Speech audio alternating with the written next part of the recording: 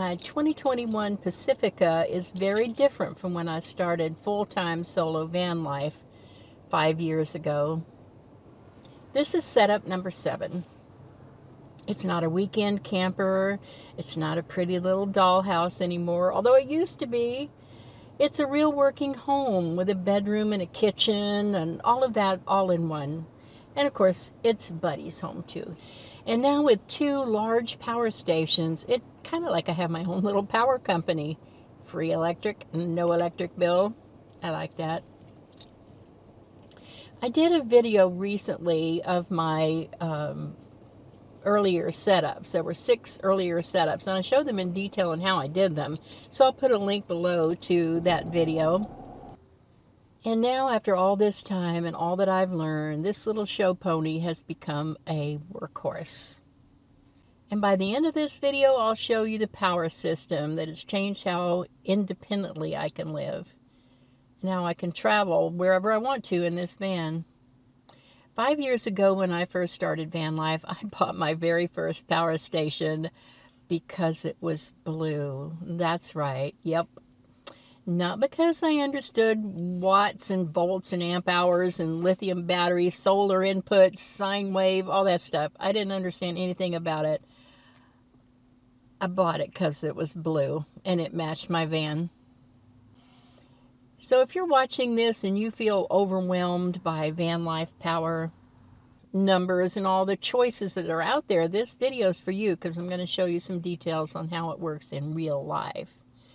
It may be the biggest difference of all between the different setups that I've had, that I don't have to pay for a campground, that I can go to a campground because I want to be there, not because I'm desperate to find a plug. And this is what works for me. It wouldn't necessarily work for everybody, but it really works for me full-time, because full-time living teaches you things that part-time camping may never need to teach you.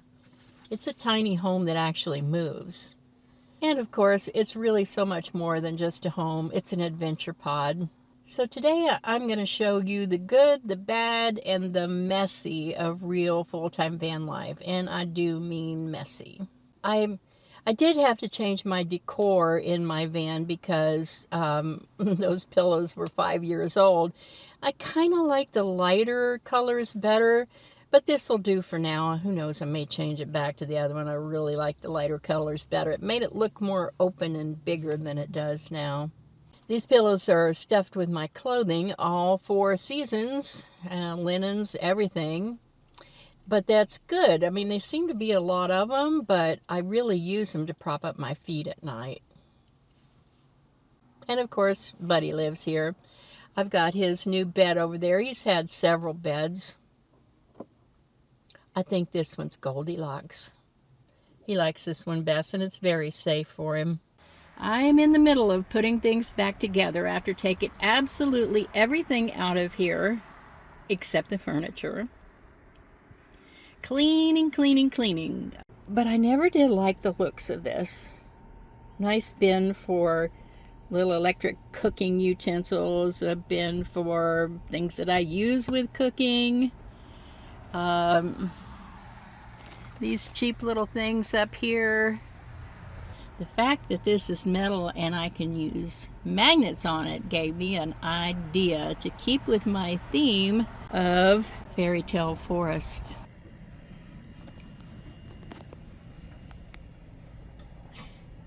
Right there, I keep my bug zappers. Wonderful bug zappers. Everybody needs these, so I'm going to put a link below. Some of the reasons why this thing is far superior to some of the others. Number one, it has this light, so that at night you can stand it up on the nice stand that comes with it. And it's going to catch flies for you all night long. And it's conveniently USB charged. This is the stand for it so that it can kill bugs all night long. A new bug zapper. Oops, got one. I've got this nice little squishy bin that when my seat goes forward and back, kind of conforms. So I keep potty supplies right here. And then I put my shirts over that. It's my closet, sort of.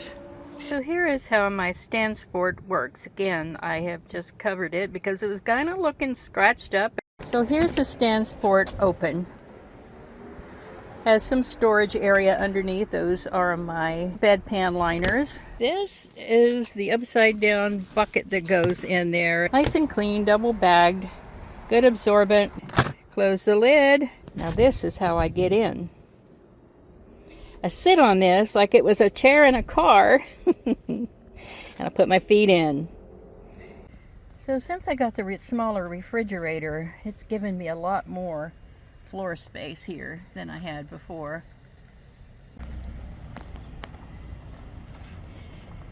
Favorite use is to fold it with the absorbent part outside. Open this up and put it right there. Tired of always having to wash your rugs, or your rugs are filthy dirty on a rainy day or a really sandy place? In and out. My 2 feet and Buddy's 4, 6 feet coming in and out, in and out, in and out. This is a good way to do it. Now if it doesn't get wet, you can just take it out and shake it out and keep using it. You know what else this does? You can put this around your neck if you're having soup back here sitting on your bed. Put it under anywhere you're going to be having a mess. A lot of different uses. Of course, you could use it for your puppy, but if you don't have a puppy, this has still got a lot of uses. You can open from either side. These drawers slide really easy. They are metal, so it holds a tremendous amount of weight, especially like down here, these really big drawers. They go really deep. And cleaning supplies. Tomcat rodent repellent. After all the troubles I've had trying every last thing, and I would try all of them, but this is the one that I actually think really, really works. And I'll leave a link to this below. There are others that come in a gallon, and if you're out here, Mike, I would suggest a gallon size. I literally spray it all the way around the car, sometimes even in the engine area. But what really I think is great about this particular spray, I don't have to pump it. It's literally, I push this button and then it's an electric pump and it sprays out of this. So if you're going all the way around your car, you're not hand pumping it all out. It's actually electric. Works really good. That's where my 2 power banks are. I'll show you that in a minute. Aferiy sent me this 2800 watt power station for an honest review. They also sent me a 2400 watt unit that I reviewed earlier. So I've been using these for quite a while now. The 2400 for probably almost a year, and several months on the 2800. So I can really give you a good idea of how they work. They're not paying me to say nice things, you know. It's only a review. I'm not sponsored by them. They don't tell me what to say. This is my real experience from my real life in a real minivan. And because they gave me a discount link, I'll put that below for anyone who's interested. This isn't going to be one of those reviews where I try to run a welder and a circular saw and a couple of air conditioners just to see if I can break something. That may be useful for some people, but that's not how I live. This is a real life review. Can I cook, keep my fridge running, charge my phone, run a fan, and edit videos with my laptop? And be independent without always having to hunt for a campground plug. When I started van life almost 5 years ago, I knew pretty much nothing about power stations. My first power station was a 700 watt Bluetti. Like I said, I picked it solely because it was blue and it went with my van decor. At that time, Jackery was the big name and everybody knew about Jackery. And now here we are a few years later, and there are more companies and better choices and better technology than ever. Sometimes a newer or lesser known brand is actually trying harder to get your trust. And sometimes you can get very strong features for less money because you're not paying extra for the name on the box. Let me show you how I use these power stations in my Pacifica. I have a 200-watt flexible solar panel on the roof of my minivan. I'll actually put a link to the video where the solar panel was put on, and that might give you some ideas if you wanted to do it yourself or have someone do it for you. And that solar panel on the roof helps charge this 2800 watt Aferiy unit. That's my newest one. My 2400 watt power station is charged by my Bluetti Charger 1. It's a DC to DC charger that charges this thing when I'm driving. That means one unit is getting help from the sun and the other is getting charged while I'm driving and moving down the road. Occasionally I do plug in at a campground, not because I'm desperate for a plug. I would only be there if it was a place that I wanted to be and I was going to stay a while. But here's the funny part.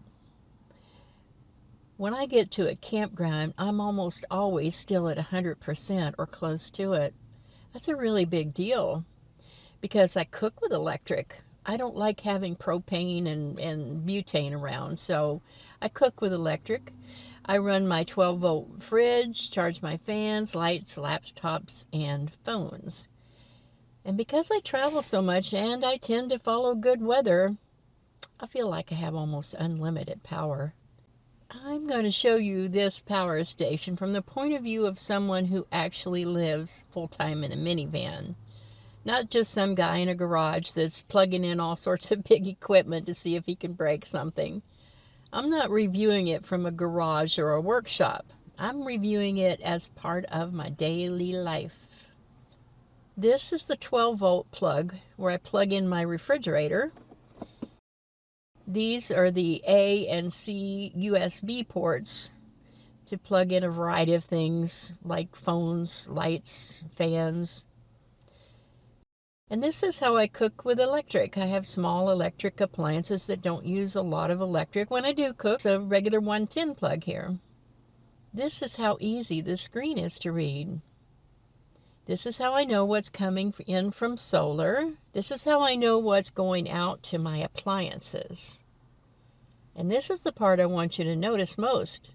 I'm not doing anything complicated. I'm plugging things in. That's it. If you can plug in a lamp, you can understand the basic use of a power station. One of the reasons I wanted to review Aferiy is because price matters.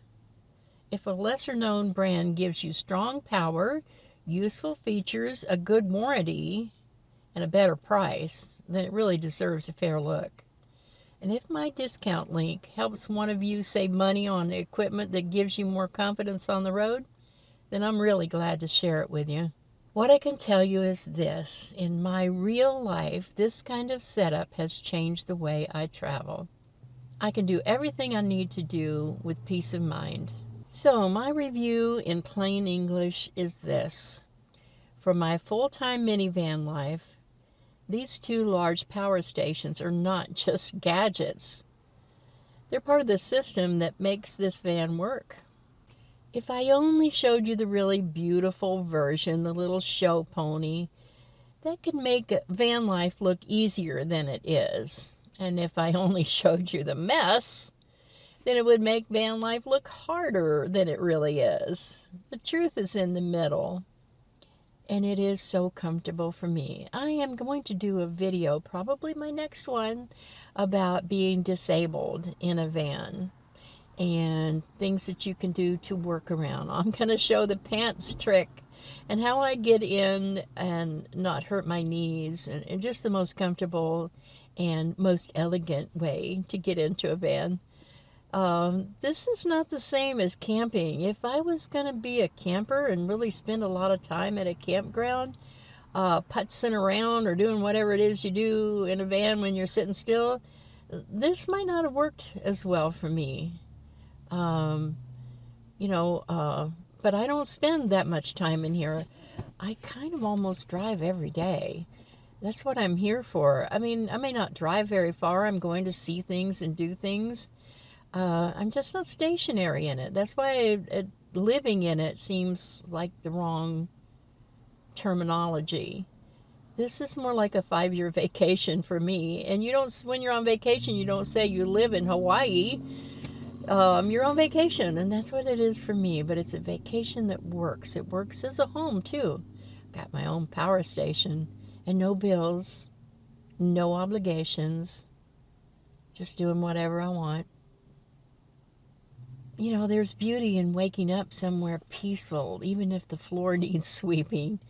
There is beauty in a small space that supports a big life.